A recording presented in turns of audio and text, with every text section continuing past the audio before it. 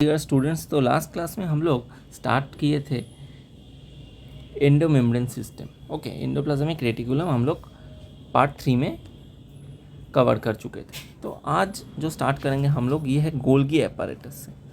तो हम लोग गोल्गी एपैरेटस का फंक्शन पढ़ते हैं कि गोल्गी एपैरेटस का फंक्शन क्या होता है। ये एक्चुअली प्रोटीन को ट्रैफिक करके ले जाता है।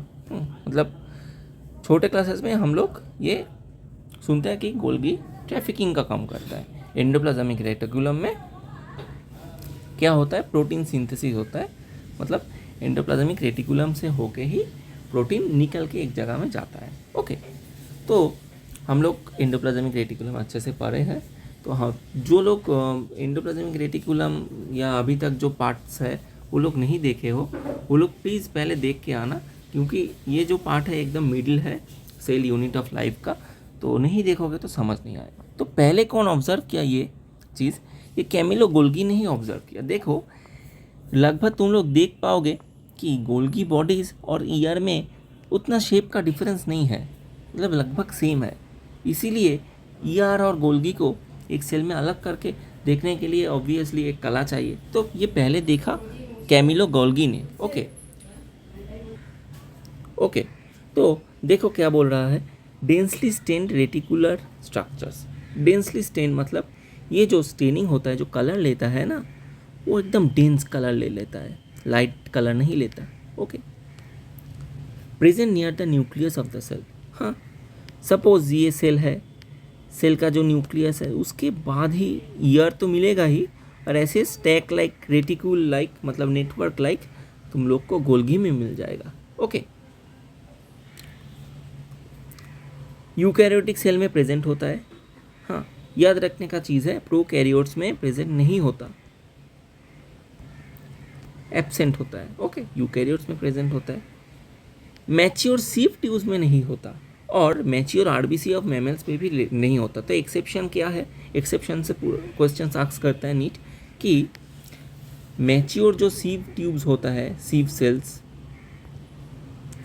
उसमें एब्सेंट है।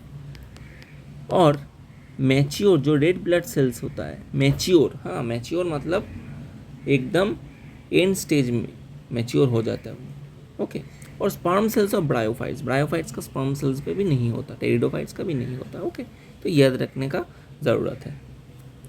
तो गोल्गी को प्लांट सेल में हम लोग डिक्टियोजोम बोलते हैं। ओके, तो देखो गोल्गी एपैरेटस का स्ट्रक्चर देखो कैसा होता है। देखो, ये जो गोल्गी का ये सपोज गोल गोल जो स्ट्रक्चर्स होता है इसको गोल्गी वेसिकल्स बोलते हैं, और ऐसे ऐसे स्ट्रक्चर जो रहेगा उसको हम लोग बोलेंगे ट्यूब्यूल्स। हाँ, और अंदर का पोर्शन को हम लोग बोलेंगे सिस्टर्नी। ओके, क्लियर हो गया ना? देखो क्लियर हो गया। तो देखो, सिस्टर्नी है flattened sac like structure stacked on one another. तो ये अंदर का जो स्ट्रक्चर होता है ऐसे ऐसे फ्लैटेंड होता है, सैक लाइक स्ट्रक्चर्स होता है, इसको हम लोग सिस्टर्नी बोलते हैं। ट्यूब्यूल्स कैसे होता है? देखो, स्मॉल होता है, फ्लैट होता है, इंटरकनेक्टिंग होता है। देखो ऐसे ऐसे ट्यूब लाइक स्ट्रक्चर होता है। ओके, और वेसिकल्स देखो कैसा होता है, स्मॉल और round sacs presence at the edge of cistern. तो देखो सिस्टर्नी का एकदम एंड में, एज में। हाँ, सपोज ये तुम लोगों का सिस्टर्नी है, इसका एजेस में प्रेजेंट वेसिकल्स। ओके, और गोल्गियन वैक्यूल्स भी प्रेजेंट रहता है। क्लियर? ये लार्ज होता है, स्पेरिकल होता है। Okay, and produced as maturing phase. तो मैच्योरिंग फेज क्या है हम लोग देखेंगे। अब देखो, तो गोल्गी का ना 2 फेज होता है। ये देखो, एक है सीस फेज और एक है ट्रांस फेज। तो कैसा होता है, क्या होता है सीस फेज, क्या होता है ट्रांस फेज? सपोज ये एक सेल है, सेल के अंदर न्यूक्लियस है, तो न्यूक्लियस के तरफ इस साइड जो फेस करेगा, जो सब गोल्गी इस साइड फेस करेगा, ये साइड में, उसको हम लोग बोलेंगे सीस। ओके, और जो नीचे वाला साइड में फेस करेगा उसको हम लोग बोलेंगे ट्रांस। क्लियर हो गया ना?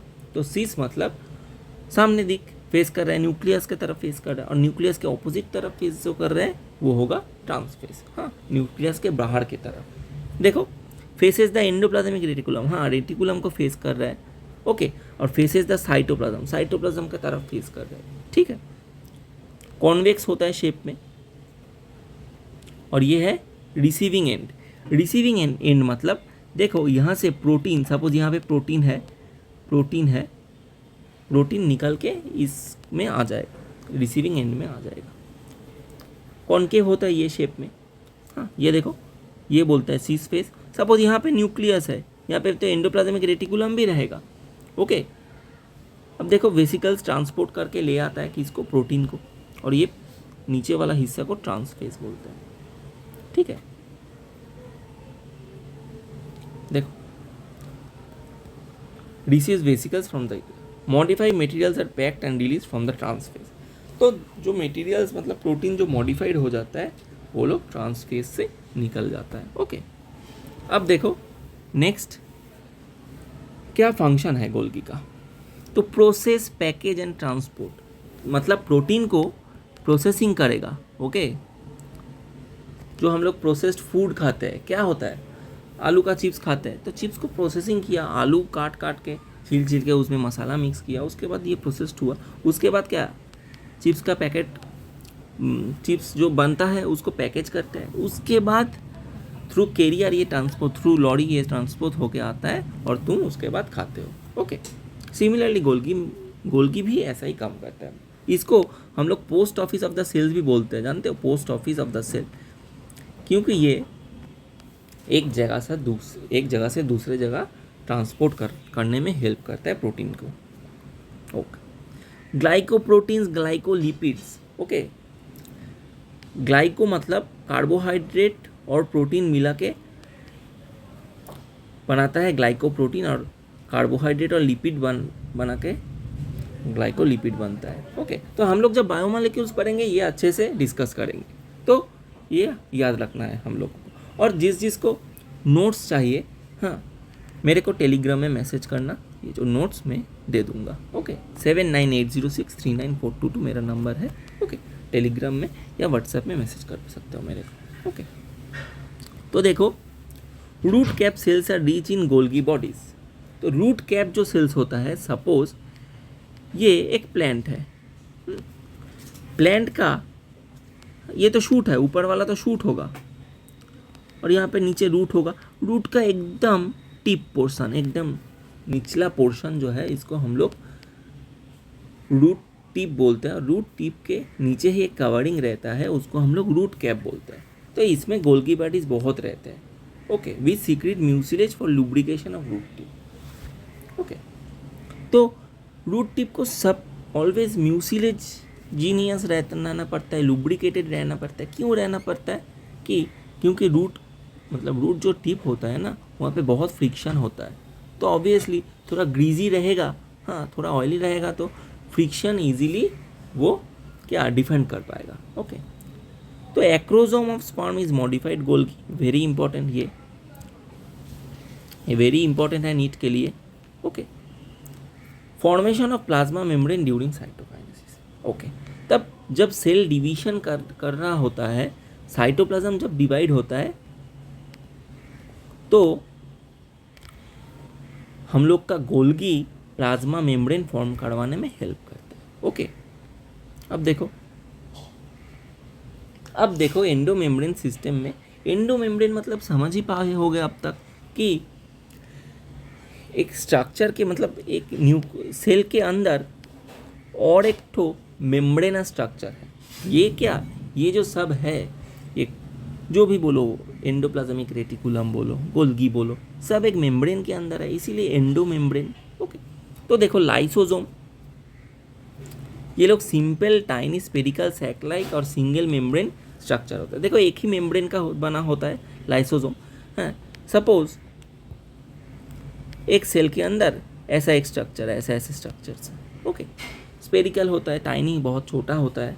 Okay, form by the process of packaging in Golgi body. तो गोल्गी में पैकेजिंग का प्रोसेस में ये लोग बनते हैं। तो इसमें rich in hydrolytic enzymes, hydrolysis मतलब हाइड्रोलाइज कर देता है, ये सब एंजाइम बहुत ज़्यादा रहता है लाइसोजाइम में या लाइसोसोम में। ओके, मतलब ब्रेक डाउन करने में हेल्प करता है। तो पीएच एसिडिक रहता है। ओके, पीएच एसिडिक में सब कुछ गला देगा, सब कुछ नष्ट कर देगा। ओके, अब देखो acidic conditions are maintained inside the lysosomes by pumping of H+ ions. Okay, तुम लोग तो जानते ही होगे कि जब एसिडिक कंडीशंस आता है मतलब सपोज pH 3, मतलब कम pH की तरफ H+ आयंस का कॉन्सेंट्रेशन बहुत ज़्यादा हो जाता है। ओके, तो इसमें हाइड्रोलाइटिक एंजाइम्स है, मेम्ब्रेन है। ओके, तो देखो क्या क्या एंजाइम्स है इसमें। प्रोटीन को डिग्रेड करने के लिए प्रोटीएज बोल के एक हाइड्रोलाइटिक एंजाइम है। लिपिड को डिग्रेड करने के लिए लाइपेज बोल के एक एंजाइम है। कार्बोहाइड्रेट को डिग्रेड करने के लिए ग्लूकोसाइडेज बोल के एक एंजाइम है। न्यूक्लिक एसिड को डिग्रेड करने के लिए मतलब नष्ट करने के लिए न्यूक्लियस है। फॉस्फेटेज को करने के लिए एसिड फॉस्फेटेज है। सल्फेट के लिए सल्फाटेज है। तो ये सब चीज़ रहता है। ओके, ये सब चीज़ रहता है। जैसे कि तुम्हारा लाइसोसोम, हाँ, कोई सपोज तुम्हारा पैथोजन आ गया बॉडी में, उसको डिग्रेड कर पाए। लाइसोसोम का काम ही ऐसा होता है। लाइसोसोम को हम लोग suicide bag of the cell बोलते हैं। ओके, याद रखना, सुइसाइड बैग ऑफ सेल बोलते हैं। ओके, नेक्स्ट देखो,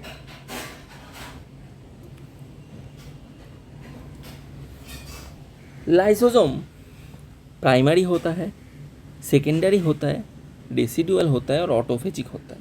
ओके, तो न्यूली फॉर्म को हम लोग प्राइमरी बोलेंगे, सेकेंडरी बोलेंगे जिस लाइसोसोम प्राइमरी लाइसोसोम और फेगोसोम से मिलके बनता है। जिस लाइसोसोम में अनडाइजेस्टेड मटेरियल्स रह जाता है उसको हम लोग रेसिडुअल बोलेंगे। और ऑटोफेजिक बोलेंगे formed by the union of many primary lysosome around dead organelles, इसको बोलेंगे। ओके, तो ये थोड़ा देखना, उतना कुछ हार्ड नहीं है। अब देखो सुइसाइड बैग बोलते हैं, यही हम लोग बोल रहे थे कि सुइसाइड बैग बोलते हैं इसको।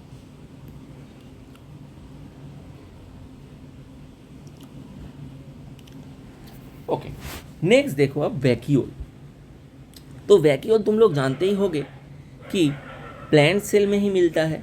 हाँ, प्लांट सेल में ही मिलता है। तो इसका रोल क्या है?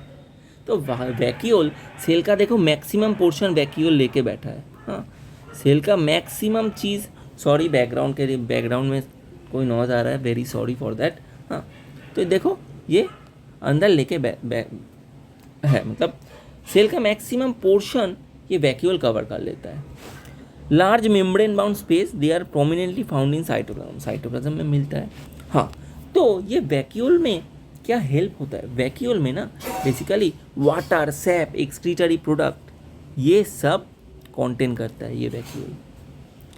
और वैक्यूल का सपोज ये जो वैक्यूल है ना, इसका वैक्यूल का जो मेम्ब्रेन है इसको हम लोग टोनोप्लास्ट बोलते हैं। ओके, वैक्यूल का मेम्ब्रेन को हम लोग टोनोप्लास्ट बोलते हैं। सेल का मेम्ब्रेन को हम लोग सेल मेम्ब्रेन बोलते हैं।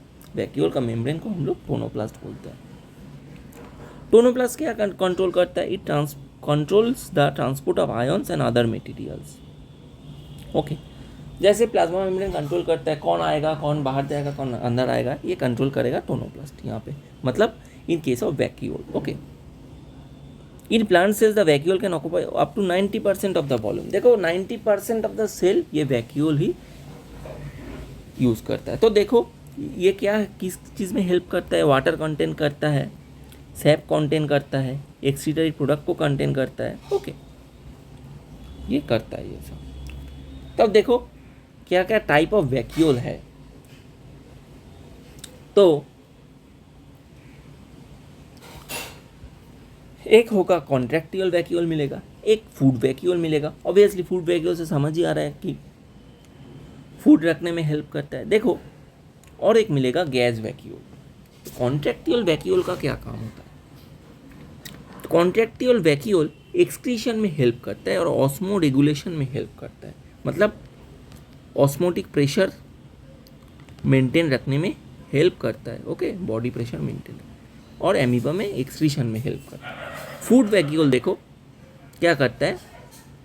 प्रोटिस्ट में food vacuoles are formed by engulfing the food particle. Suppose देखो ये इनगल्फिंग हो रहा है, फूड पार्टिकल को इनगल्फ करके पूरा कवर कर लिया, तो फूड वैक्यूल को इनगल्फ करके पूरा कवर कर लिया, यही से बन जाएगा फूड वैक्यूल। और gas vacuole membraneless vacuoles found in prokaryotes provides buoyancy. तो ये मेम्ब्रेनलेस होता है, मतलब प्रोकैरियोट्स में मिलता है, हाँ, और ये बुओयंसी देता है। ऑब्वियसली तुम सोचो ना, एक सेल के अंदर गैस भरा हुआ है, यहाँ पे सपोज एकदम गैस है सिर्फ, तो ये वो क्या मतलब वाटर में तो वो रहेगा, तो क्या होगा, वो बुएंट रहेगा, मतलब फ्लोट करेगा। ओके, तो अब देखो माइटोकॉन्ड्रिया। तो पहले देखो माइटोकॉन्ड्रिया का शेप कैसा होता है, sausage shaped and double membrane. Obviously अब तक हम लोग देख रहे थे एक सिंगल ही मेम्ब्रेन है, पर माइटोकॉन्ड्रिया में डबल मेम्ब्रेन है। देखो ऐसे दिखता है माइटोकॉन्ड्रिया। ओके, माइटोकॉन्ड्रिया ऐसे दिखता है। तो क्या क्या रहता है माइटोकॉन्ड्रिया में, वो जानना, स्ट्रक्चर जानना बहुत इम्पोर्टेंट है। और स्ट्रक्चर में क्या किस किस जगह को क्या क्या बोलते हैं वो जानना इम्पोर्टेंट है। ओके, तो इजीली ये लोग विजिबल नहीं होता, सेल में ही रहता है। ओके, माइटो सपोज ये सेल है, सेल के अंदर ऐसे रहता है, डबल मेम्ब्रेन स्ट्रक्चर रहता है। Okay, stain by a vital stain Janus green. Janus green बोल के एक वाइटल स्टेन होता है, उसमें हम लोग स्टेन करते हैं। नंबर देखो कितना होता है, depends on amount of work done by the cell and its energy requirement. तो एक सेल में कितना अमाउंट ऑफ माइटोकॉन्ड्रिया रहेगा वो डिपेंड करता है वो सेल किस जगह का सेल है। ओके, स्ट्रक्चर तो बोला ही डबल मेम्ब्रेन होता है, और डबल मेम्ब्रेन में क्या क्या रहता है, एक होता है इनर मेम्ब्रेन, एक रहता है outer membrane. Obviously inner membrane मतलब ये जो इनर का जो अंदर का जो मेम्ब्रेन है उसको हम लोग इनर मेम्ब्रेन बोल रहे हैं। देखो ये जो अंदर का मेम्ब्रेन को हम लोग इनर मेम्ब्रेन बोल रहे हैं। ओके, ये अंदर का मेम्ब्रेन को इनर मेम्ब्रेन बोल रहे हैं, और बाहर का जो मेम्ब्रेन है उसको हम लोग आउटर मेम्ब्रेन बोल रहे हैं, इनर और आउटर मेम्ब्रेन। और ये जो दो मेम्ब्रेन है, ये देखो ये होता है इनर मेम्ब्रेन, और ये जो मेम्ब्रेन दो मेम्ब्रेन का मिडिल में स्पेस है इसको हम लोग इंटर मेम्ब्रेन स्पेस बोल रहे हैं। क्लियर हुआ ना। और देखो ये जो इनवेजाइनेटेड ये जो स्ट्रक्चर है, ओके, इसके अंदर जो स्पेस है इसको हम लोग मैट्रिक्स बोलते हैं, मैट्रिक्स। ठीक है, इसको मैट्रिक्स बोलते हैं, याद रखना। और ये जो इनवेजाइनेशंस है, देखो ये जो गैप्स है, हाँ, इसको हम लोग बोलते हैं क्रिस्टी। ओके, क्रिस्टी बोलते हैं इसको। ये जो देखो ये जो क्रिस्टी है, ये ऐसे होता है क्रिस्टी। ओके, ये होता है क्रिस्टी। क्लियर, क्रिस्टी होता है ये। तो क्या फंक्शन है इनर मेम्ब्रेन का, क्या फंक्शन है आउटर मेम्ब्रेन का, क्या फंक्शन है, ये जानेंगे। तो number of infoldings called the cristae. तो ये जो इनफोल्डिंग्स है ना, जो फोल्डिंग्स हो जाता है, ऐसे ऐसे फोल्डिंग हो जाता है, इसी को क्रिस्टी बोलते हैं हम लोग। ये जो फोल्डिंग्स होता है इसको क्रिस्टी बोलते हैं। 80% प्रोटीन रहता है, 20% लिपिड रहता है। ओके, तो इनर मेम्ब्रेन में 80% प्रोटीन रहता है, मतलब 80% एंजाइम बोल सकते हो, एंजाइम ही प्रोटीन है रहता है, और 20% सिर्फ लिपिड रहता है। क्लियर, या ये याद रखना है, 80% एंजाइम रहता है या प्रोटीन रहता है। Contains ATP synthase. ओके, तो एक एंजाइम एटीपी सिंथेज बोल के होता है। ऑब्वियसली एटीपी सिंथेसिस में हेल्प करेगा, एनर्जी सिंथेसिस, एनर्जी तो एटीपी है, माइटोकॉन्ड्रिया में एटीपी सिंथेसिस में ये हेल्प करेगा। आउटर मेम्ब्रेन में देखो क्या है, आउटर मेम्ब्रेन स्मूथ होता है। Okay, chemically compose of 40% lipid and 60% protein. तो 40% इसमें लिपिड होता है, आउटर मेम्ब्रेन एकदम स्मूथ रहेगा। Okay, chemically compose of 40% lipid, 40% lipid रहेगा आउटर मेम्ब्रेन में, और 60% प्रोटीन। क्यों, देखो यहाँ पे प्रोटीन कम हो गया या एंजाइम कम हो गया, क्योंकि ऑब्वियसली यहाँ पे एटीपी सिंथेसिस नहीं हो रहा है इसीलिए, और यहाँ पे ट्रांसपोर्ट को प्रोटीन कंटेन करता है। ये आउटर मेम्ब्रेन में ट्रांसपोर्ट को प्रोटीन रहता है।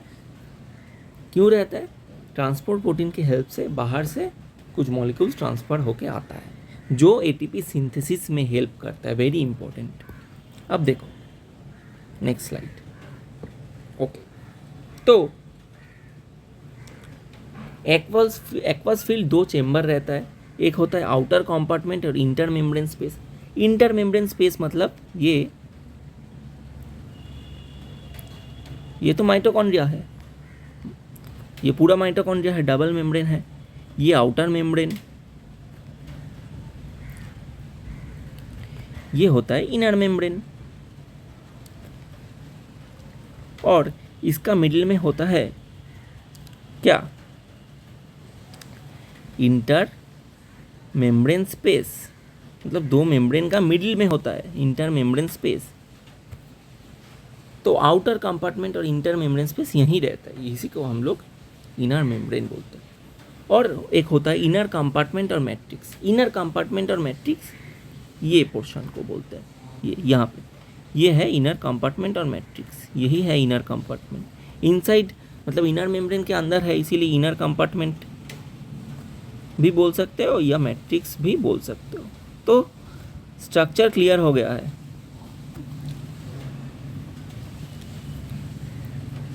अब देखो, इसको हम लोग इंटर मेम्ब्रेन स्पेस को पेरी माइटोकॉन्ड्रियल स्पेस भी बोलते हैं, याद रखना। तो कभी क्वेश्चन घुमा के दे कि पेरी माइटोकॉन्ड्रियल स्पेस से कुछ दे, हाँ, तो याद रखना है ये। अब देखो, the cristae are form from particle infolding of inner membrane towards the matrix which increases the surface area for enzyme action. तो क्या होता है, क्रिस्टी कैसे फॉर्म होता है? क्रिस्टी फॉर्म होता है ऐसे ऐसे इनफोल्ड होके, इनर मेम्ब्रेन फोल्ड इनफोल्ड होके, ऐसे ऐसे फोल्डिंग होके, ओके, फोल्डिंग होके क्या सरफेस एरिया ना बढ़ गया, सरफेस एरिया बढ़ गया। इसी देखो, ऐसे ऐसे गोल रहता तो उतना एरिया मतलब कम एरिया रहता, ऐसे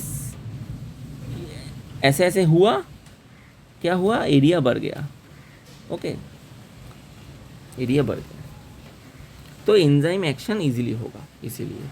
clear?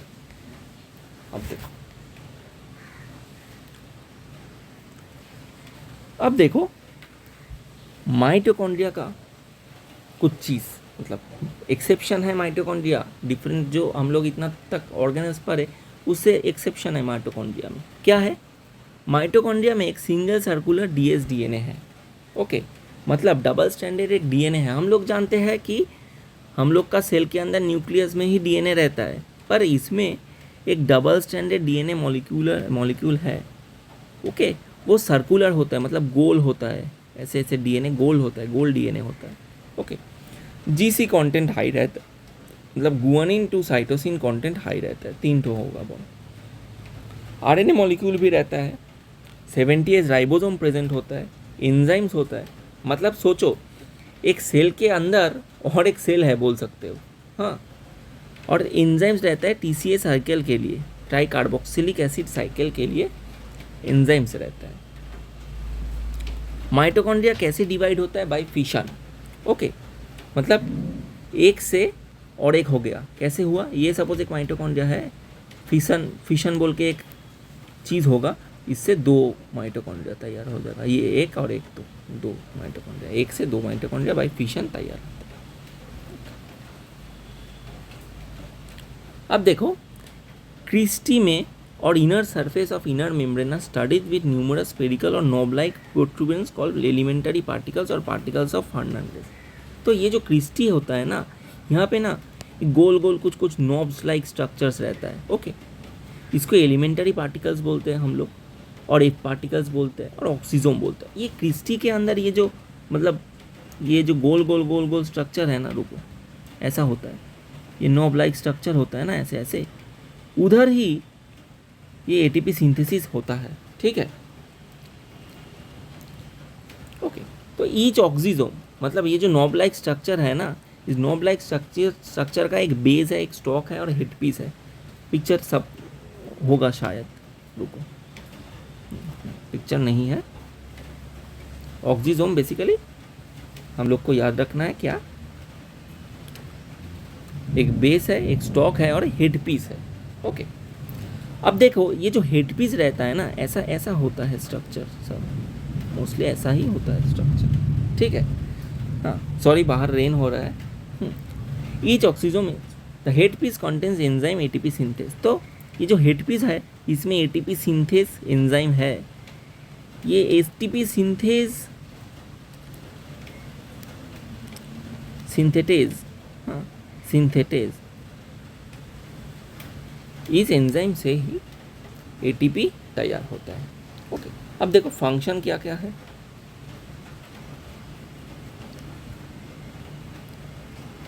Mitochondria are main sites of aerobic respiration. हाँ, power house of the cell बोलते हैं, बहुत जब छोटे थे तब से पढ़ रहा है, power house of the cell mitochondria को बोलते हैं। They bring about oxidation of carbohydrate, proteins and beta oxidation of fat. तो कार्बोहाइड्रेट, प्रोटीन, फैट सबको ब्रेक डाउन करता है कौन? ये हम लोग का माइटोकॉन्ड्रिया जी। ठीक है, अब देखो, अब देखो प्लास्टिड। तो प्लास्टिड ऑब्वियसली बहुत इंपॉर्टेंट है, ग्रीन प्लांट्स में मिलता है, हेल्प करता है क्या हम लोग का फूड तैयार करने में या फोटोसिंथेसिस तैयार करना है। तो प्लास्टिड 3 टाइप्स का होता है। हम लोग मेनली क्लोरोप्लास्ट लेके ही बात करते हैं। हम लोग जानते हैं प्लास्टिड मतलब ही क्लोरोप्लास्टिक, पर क्लोरोप्लास्टिक होता है, प्लास्टिक होता है, क्रोमोप्लास्ट होता है, ऐसा डिफरेंट टाइप का प्लास्टिड होता है। ये लोग सब हेल्प करता है, कुछ कुछ अलग अलग थोड़ा हेल्प है। तो देखो, क्लोरोफिल और कैरोटीनॉइड प्रेजेंट है क्लोरोप्लास्ट में। ल्यूकोप्लास्ट कलरलेस होता है और न्यूट्रिएंट स्टोर करके रखता है। क्या करता है? न्यूट्रिएंट स्टोर करता है, ये स्टोरेज करता है, ल्यूकोप्लास्ट स्टोरेज करता है। हाँ, ये बेसिकली फूड प्रोड्यूस कर रहा है। ग्रीन होता है, कलर में ग्रीन होता है, ऑब्वियसली क्लोरोफिल है, ग्रीन होगा कलर में। सिंथेसिस ऑफ फूड करता है और मेसोफिल सेल्स में रहता है। हाँ, लीफ का मेसोफिल सेल में ये रहता है। ठीक है, अब देखो ग्रैनम इज एब्सेंट, इसमें ग्रैनम ही नहीं है। हाँ, तो ग्रैनम क्या है, जब हम लोग स्ट्रक्चर पढ़ेंगे प्लास्टिड का तब देखेंगे। अब देखो, ल्यूकोप्लास्टिड का 3 टाइप है। एक एमाइलोप्लास्ट जो कार्बोहाइड्रेट स्टोर करता है, एग्जाम्पल है पोटैटो, ट्यूबर, राइस, इसमें एमाइलोप्लास्ट मिलता है। एक होता है इलियोप्लास्ट जो फैट स्टोर करता है, एग्जाम्पल होता है कैस्टोर, हाँ, फैट स्टोर करता है। और एक है एल्यूडोप्लास्ट जो प्रोटीन स्टोर करता है, एल्यूडोन सेल्स ऑफ मेज। राइस का जो सीड है ना, राइस सीड में भी एल्यूडोन लेयर रहता है। हाँ, यहाँ पे तो मतलब अब जो राइस मिलता है वो पॉलिश राइस है, उसमें से वो जो लेयर है उसको एकदम काट के छाट के बाद दे देता है, मतलब रिमूव कर देता है। तो इसीलिए वो जो प्रोटीन पार्ट है वो निकल जाता है, सिर्फ रहता है कार्बोहाइड्रेट। ओके, अब देखो क्लोरोप्लास्ट। क्लोरोप्लास्ट ही हम लोग का आज का टॉपिक का लास्ट है। तो देखो क्लोरोप्लास्ट कैसा होता है, स्पेरिकल होता है। देखो एक थोड़ा स्पेरिकल शेप है, लेंस शेप्ड हो सकता है, ओवल होता है, डिस्क स्क्वायर्ड होता है, रिबन शेप्ड होता है। कभी कभी जानते हो एल्गी में जो मिलता है स्टार शेप्ड क्लोरोप्लास्ट भी मिलता है। सॉरी शेप तो स्टार जैसा नहीं हुआ, ऐसे ऐसे क्लोरोप्लास्ट भी मिलता है, स्टार शेप्ड क्लोरोप्लास्ट भी मिलता है इसमें। स्ट्रक्चर देखो डबल मेम्ब्रेन है, हाँ 2 मेम्ब्रेन है। Okay, outer membrane more permeable, inner membrane less permeable. तो आउटर मेम्ब्रेन से एंट्री बहुत इजी है। हाँ, ये देखो ये आउटर मेम्ब्रेन है, ये अंदर का इनर मेम्ब्रेन है, देखो इनर मेम्ब्रेन है ये, और 2 मेम्ब्रेन का मिडिल का जो स्पेस है ये इंटर मेम्ब्रेन स्पेस है। ठीक है, अब देखो स्ट्रोमा क्या है। स्ट्रोमा बेसिकली सपोज सेल में जो साइटोप्लाज्म जेली लाइक फ्लूइड मिलता है, इसको हम लोग साइटोप्लाज्म बोलता है। स्ट्रोमा बेसिकली इसमें रहता है, किसमें? क्लोरोप्लास्ट में। ये fluid matrix bound by the inner membrane. हाँ, ये फ्लूइड मैट्रिक्स है, इनर मेम्ब्रेन से बाउंड, मतलब चारों तरफ क्या, इनर मेम्ब्रेन IM और बाहर fluid matrix stroma. 70S ribosome रहता है, सर्कुलर DNA रहता है। तो हम लोग को DNA अलग अलग से किस में मिला? माइटोकॉन्ड्रिया में और किसमें? प्लास्टिड में। तो माइटोकॉन्ड्रिया, प्लास्टिड, इन दोनों में ही हम लोग को DNA मिल गया। ठीक है, तो ऑब्वियसली ये लोग का DNA है अलग से, ये लोग अपने आप में रेप्लिकेट कर पाएगा, मतलब नया क्लोरोप्लास्ट या नया माइटोकॉन्ड्रिया तैयार कर पाएगा। वो लोग न्यूक्लियस का DNA में भरोसा नहीं रखता। ओके, अब देखो स्टार्च ग्रैन्यूल रहता है, enzyme require for synthesis of carbohydrates. तो कार्बोहाइड्रेट या ग्लूकोज, हाँ ग्लूकोज तैयार करता है हम लोग का क्लोरोप्लास्ट, उसका एंजाइम रहेगा इसमें। थाइलाकॉइड्स रहेगा। तो थाइलाकॉइड्स क्या है? कॉइन लाइक स्ट्रक्चर्स है, ये देखो कॉइन लाइक स्ट्रक्चर्स। ठीक है, ग्रेना रहेगा। अब देखो थाइलाकॉइड और ग्रेना, तो बेसिकली ये जो कॉइन लाइक स्ट्रक्चर है, एक एक को हम लोग बोलते हैं थाइलाकॉइड्स, और पूरा जो कॉइन का सिक्का का मतलब एक एक सिक्का को हम लोग थाइलाकॉइड बोल रहे हैं, और एक मतलब सब सिक्का एक साथ ऊपर रख दिए तो इसको हम लोग ग्रेना बोलते हैं। इस टैग को हम लोग ग्रेना बोल रहे हैं। ओके, अब देखो stroma lamella, flat membranes tubule interconnect thylakoids of different grana. तो क्या होता है, अब देखो स्ट्रक्चर, देखो पिक्चर, अच्छा पिक्चर देखो, इसमें नहीं है। तो बेसिकली स्ट्रोमा लैमिला क्या कर रहा है, देखो एक थाइलाकॉइड से और एक थाइलाकॉइड को कनेक्ट कर रहा है। सपोज ये है थाइलाकॉइड, एक थाइलाकॉइड से और एक तो थाइलाकॉइड को कनेक्ट कर दे रहा है। यही था हम लोग का structure of the chloroplast. Okay, so